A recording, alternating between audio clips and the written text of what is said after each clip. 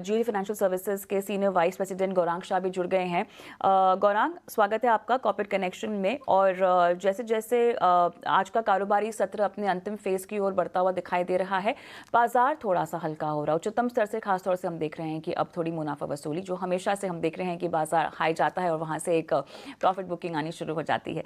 तो अभी लेवल्स के लिहाज से आपके रडार पे क्या है एम लेवल्स? और देखिए 24,990 से लेकर 25,000 फिलहाल हम देख रहे हैं उसके ऊपर जाता हुआ दिखाई दे रहा है, तो एक रेंज बाउंड ही है अपर लेवल्स पर भी, बताइएगा।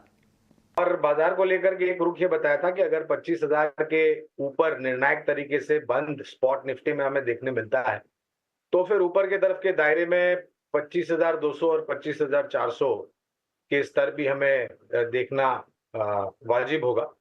और अगर हम 25,000 के नीचे जाकर के बंद देते हैं, तो शायद 24,900 और 24,800, तो ये एक दायरा है। क्योंकि हम एक नए सर्वोच्चम शिखर पर पहुंच गए कविता, तो दायरा भी उतना ही बड़ा बन जाता है, क्योंकि ये अनचार्टेड टेरिटरीज हो जाती हैं।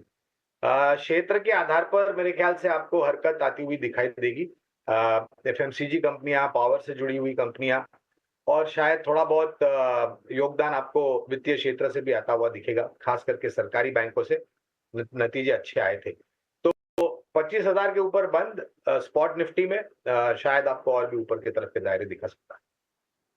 ऑलराइट, यहाँ पर बैंक निफ्टी जो हम देख रहे हैं कि ऊपर इस तरह से हल्का होता हुआ दिखाई दे रहा है। गौरांग, क्या है अहम लेवल्स? देखिए ये भी जो है 51,650 से लेकर 750 तक के लेवल्स के बीच में ही झूलता हुआ फिलहाल आज के ट्रेड में दिखाई दे रहा है।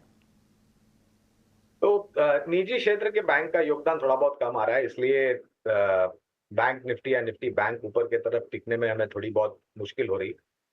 लेकिन जिस प्रकार से आंकड़े आए हैं कविता, अगर छोटी मध्यम अवधि का आपको कोई पाबंदी नहीं है समय सीमा की, तो हमें लग रहा है कि वित्तीय क्षेत्र के सूचांक भी काफी अच्छा कर सकते हैं आगे जाकर के। और ऊपर की तरफ शायद आपको एक नया सर्वोच्चम स्तर 52,000 के पार बनता हुआ दिखाई देगा। ये मैं आजकल की बात नहीं कर रहा हूँ, शायद अगले हफ्ते आपको एक नया सर्वोच्चम स्तर बनता हुआ दिखाई देगा। कुछ अहम बैंक्स के नतीजे आना बाकी है, खास करके जो सरकारी बैंक का रूट है वहां से। तो अगर योगदान वहां पर अच्छा आता है, तो दोनों तरफ से आपको शायद योगदान आता हुआ दिखेगा, और वो वित्तीय क्षेत्र की सूचांक यानी कि निफ्टी बैंक को 52,000 तक जाने की क्षमता रखता है। स्क्रीन्स पे प्लीज ध्यान रखिएगा, किसी न किसी वजह के चलते लाल हरे हैं। स्टॉक की चाल आपको दिन के दौरान समझनी है और उसके बाद स्ट्रेटेजाइज करना होगा। सेबी का जो कंसल्टेशन पेपर सामने आया है, उसके बाद कुछ लीडिंग ब्रोकरेजेस को लाल रखा है भाई, क्योंकि आप एफएनओ पे कर्ब लगाने की, मतलब उस पे जो एक्सेसेस बन रहे हैं उसको थामने की कोशिश कर रहे हो। तो angel one, share India securities, impact शायद अपफ्रंट नेगेटिवली बीएससी पे भी आया है।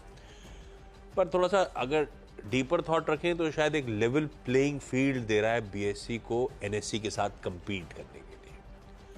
इवेंचुअली मेरा मानना है स्टॉक हरा होना चाहिए, बाकी डिपेंड। वैसे बीएससी की स्ट्रैटेजीज आजकल बढ़िया रही हैं, of late market share gain कर रहे हैं, इसीलिए ग्रीन ही रखा है इसको।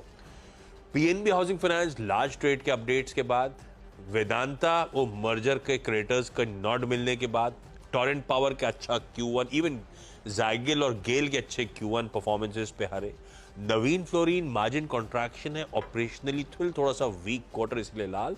और राइट्स की आज board meet results plus bonus dole out पे, इसीलिए ग्रीन कर दिया। 10 हो गए। ओके, नंबर पे ज़्यादातर फोकस और कुछ खबरें भी हैं। जो भी सेबी ने कंसल्टेशन पेपर निकाला है फिनो को लेकर के, उसकी वजह से 5% कैपिटल जैसे तमाम ब्रोकरेज हाउस पे असर दिख सकता है। एमओएल के नंबर बहुत ही अच्छे आए हैं, इसलिए उसको रखा है। India mart, Johnson, Macrotech, Indus tower के बहुत ही सॉलिड नंबर है, और इंडस टावर में तो बाईबैक भी है। एवेन्यू सुपरमार्ट पे रूबियस की रिपोर्ट है और काफ़ी ऊंचे टारगेट दे रहा है। उनका मानना है कि नए स्टोर खोलने से इनका काफ़ी फ़ायदा हुआ है। इंडियन ऑयल कॉर्पोरेशन के नंबर के साथ साथ इस पर रिपोर्ट्स भी आई है। नंबर्स देख के नहीं अच्छे लगेंगे, लेकिन उसके अंदर आप देखेंगे तो डिस्काउंटेड है, जीआरएम थोड़ा कम हुआ है, साथ ही एलपीजी की सब्सिडी का बोझ पड़ा है, लेकिन इन्वेंट्री गेन हुआ 390 करोड़ का, तो इसलिए टारगेट ऊपर दिया इन्होंने। परसिस्टेंट में भी सीएलएससी की रिपोर्ट है और 5500 के टारगेट दिए जा रहे हैं। डिक्सन टेक्नोलॉजीज़ के नंबर बहुत ही स्ट्रॉन्ग आए हैं, हालांकि स्टॉक ऑलरेडी काफ़ी